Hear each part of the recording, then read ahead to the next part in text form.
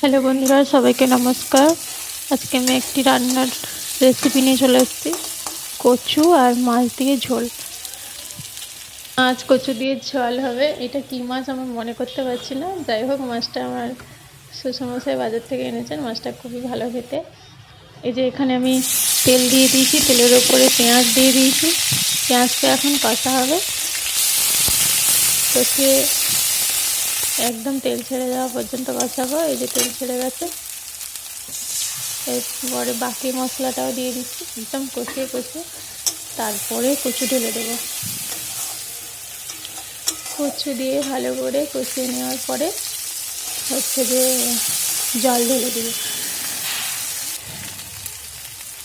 সবাইকে অনেক ধন্যবাদ আমার ভিডিওটা দেখার জন্য। এই রান্নার রেসিপির মাঝেই আমি জানিয়ে দিচ্ছি, আর সবাই একটু প্লিজ পাশে থাকবেন, আমার চ্যানেলটিকে সাবস্ক্রাইব করে আমার চ্যানেলের পাশে থাকবেন। সবাইকে আমার চ্যানেলের পক্ষ থেকে অনেক ধন্যবাদ। যখন কচু ঢেলে দিয়েছি, কচু ভালো করে কষিয়ে নিয়ে এখন আমি এবার জল ঢেলে দিব।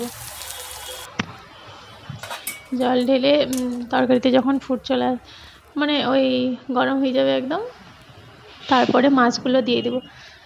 মাছগুলো দিয়ে ভালো করে ফুটিয়ে নাড়িয়ে চাড়িয়ে তরকারিটা নামিয়ে নেব। এই দেখো মাছগুলো দিয়ে দিয়েছি, এবার তরকারিটা ফুটে গেলেই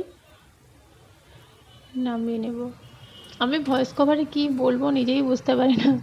সবাই আমার ভুলভালগুলো একটু মানিয়েও, যদি কোনো ভুল করে থাকে একটু কমেন্ট করে জানাবেন।